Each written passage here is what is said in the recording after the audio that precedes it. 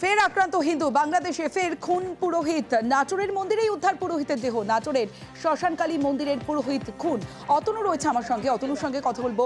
অতনু, একের পর এক হিন্দুরা আক্রান্ত, সংখ্যালঘুরা আক্রান্ত, বাংলাদেশে একের পর এক খুন, এবার বাংলাদেশে খুন পুরোহিত। কিন্তু প্রশ্ন উঠছে যে এত কিছুর পরেও কবে ব্যবস্থা নেবে ইউনূস?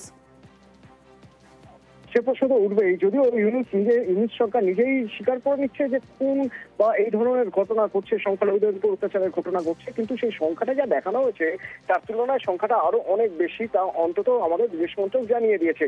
তো সাম্প্রতিকতম ঘটনার কথা যদি বলতে হয় তাহলে তুমি যেমন বলছিলে নাটোরের কাশিমপুর শ্মশানকালী মন্দিরের কথা বলতে হবে। আজ সকালে নাটোরের শ্মশানকালী মন্দিরে, সেখানে মন্দিরের পাশে যে শ্মশান, সেখান থেকে হাত পা বাঁধা অবস্থায় তরুণ দাস নামে একজনের দেহ উদ্ধার হয়। তার দেহ যখন উদ্ধার হয় তার হাত পা বাঁধা অবস্থায় ছিল, তাকে খুন করা হয়েছে। তবে খুনের আগে লুটপাট চলেছে।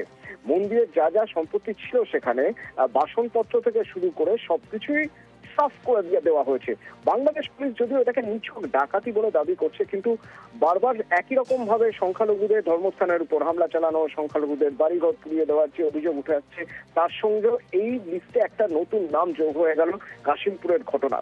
কারণ কাশিমপুরের ঘটনার ক্ষেত্রেও দেখা যাচ্ছে কারা হামলা চালিয়েছে তা এখনো পর্যন্ত বাংলাদেশ পুলিশ বলতে পারছে না। শুধুমাত্র এটুকু খাতায় কলমে লিখে দিচ্ছে যে ডাকাতি হয়েছে, কিন্তু যেভাবে এই ঘটনা ঘটানো হয়েছে তাতে নিছক ডাকাতির ঘটনা বলে তো মনে হয় না। অন্তত আন্তর্জাতিক বিশেষজ্ঞরা যারা বলছেন তারা বলছেন যে এটাও সেই একই রকম ভাবে কোথাও যেন সংখ্যালঘুদের উপর অত্যাচারের একটা নমুনা হিসেবে ধরা প্রয়োজন কাশিমপুরের এই ঘটনা।